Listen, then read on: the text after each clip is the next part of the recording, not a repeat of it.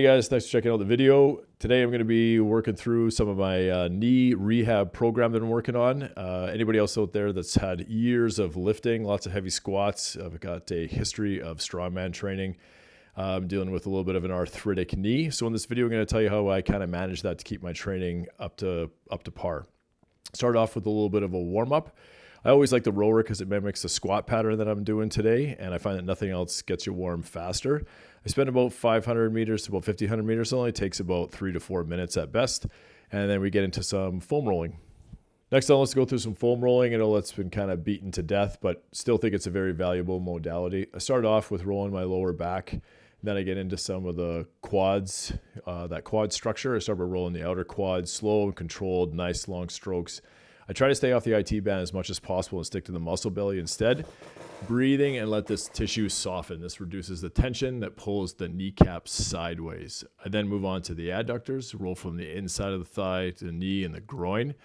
Try to get a little bit of try to rotate the hips slightly to expose some of those tight muscles. That also influences a lot of the tracking of the knee. So I'm making this very intentional. I'm not just rolling over like a bunch of dough for making bread.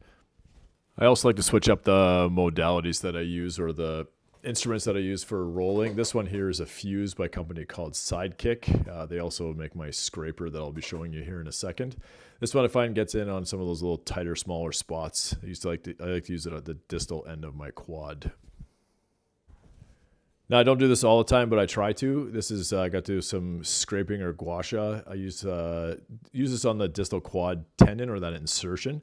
Use a light scraping strokes, kind of go 2 or 3 just above the kneecap. Trying to just improve the glide, like I'm going over smooth silk, not digging super deep. And also just trying to, at the time I get done with this, I really feel the circulation in my knee and really starts to feel a lot better. Next, I start a little bit of a glute activation circuit, working on the glute max and the glute medius. I start off with a glute bridge, try to lift up for 3 seconds, pause for a distinct second, and lower for 1. Squeeze the glutes really hard. Stronger glutes means less load on the knee, and this movement is foundational. I then move on to a side lying hip clam, working about 10 to 15 reps, and then I do a straight leg raise as well, just firing up that glute medius. Next, I do a little bit of a modified couch stretch. This is kind of one that I always have to work on. There are other stretches, and you can spend more time doing this, and certainly during an active warm-up. But this one I like to keep a little static, keep my glute active in this, and really find that helps get me into that deep squat pattern. Next, I really try to work on that ankle. Start off with some tibial raises. I lean into a wall, or in this case, I'm leaning into a rack, and you just raise your toes towards your shins. Okay, try to control the lowering as best as possible. Strong tibialis anterior stabilizes the knee and protects it with every step. And then also in between the tibialis raises, I do a bunch of ankle dorsiflexion movement. You can do anything off a slant board. I'm just getting into my next pattern, which is going to be my split squats. So I try to recreate that, really get that ankle to translate properly. These are pretty standard, been beaten to death. There's a billion videos on these, but it's also good to get some steps in. Either you're going lateral in this way. In this case, I'm going side to side, left to right, or you can walk forward and backwards. Anything with these band walks will be fine to kind of fire you up. Next is a TKE, or a terminal knee extension. I only like to use a riser or a box that's only just a little bit past the height of your ankle. In this case, I'm using a pretty aggressive band, but make sure that you can use one that you can handle. And again, this just gets the knee fired up and really starts to work on tracking. I let the band pull my knee forward and then straighten the leg hard at the top. Control the return as best as possible. This really fires up the VMO and improves patellar tracking without stressing the joint too much. Next is the front foot elevated split squat. This has been a staple movement in all of my strength training for my clients and athletes, and including myself. I like to raise the foot up about 2 to 4 inches, again, the same as the step up or the TKE. I like to keep an upright torso and an extremely long stride. I'm also getting a nice stretch in that back hip.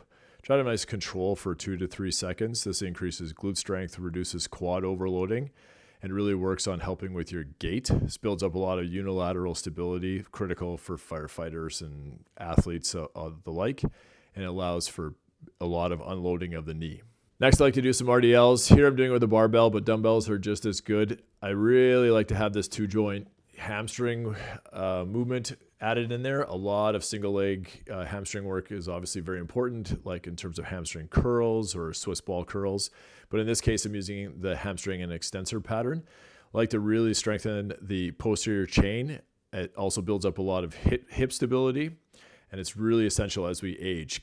We like to hinge at the hips here. As you can see, a slight bend in the knee, lowering for about 3 to 4 seconds. This is a big time hip dominance movement which reduces a lot of knee stress.